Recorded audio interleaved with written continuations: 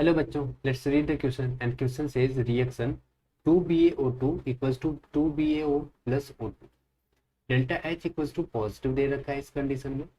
Eight equilibrium condition pressure of O2 is depends upon. Okay, आइए बात को start करते हैं with the help of key concept.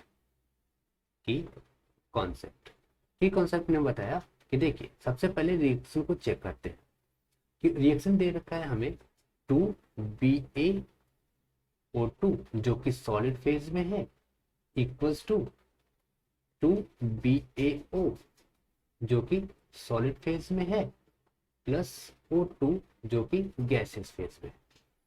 अब कॉन्सेप्ट कह रहा है कि जब भी हम रेट कांस्टेंट लिख रहे होते हैं वहां पे हम सॉलिड और लिक्विड को नेग्लेक्ट कर देते हैं, इनका टर्म्स नहीं लिखा जाता इक्विलिब्रियम कांस्टेंट या रेट कांस्टेंट में।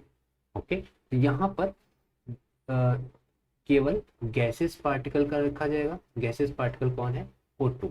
तो जितने भी इंक्रीज ऑफ मास दे रखा है वो तो गलत हो गया, ठीक है, क्योंकि उसका तो टर्म आया ही नहीं, तो किसी के ऊपर डिपेंड करेगा नहीं, प्रेशर के ऊपर डिपेंड करेगा नहीं, ठीक है। सो यहाँ पर तीसरा फैक्टर देखिए, according to the Le Chatelier principle, according to Le Chatelier principal,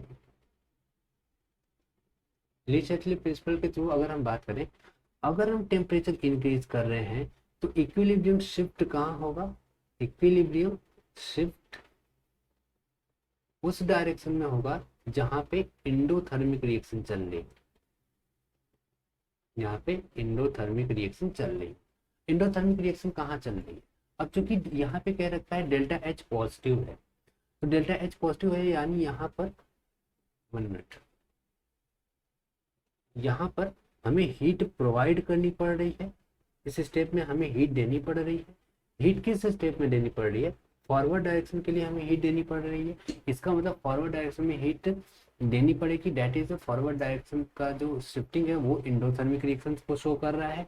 और O2 का फॉर्मेशन कहाँ होगा? फॉरवर्ड डायरेक्शन में, तो इसलिए हमें फॉरवर्ड डायरेक्शन ही चाहिए, इसलिए हमें टेम्परेचर को इंक्रीज करना होगा। इसलिए यहाँ पे सी वाला ऑप्शन बिल्कुल बिल्कुल करेक्ट हो जाएगा।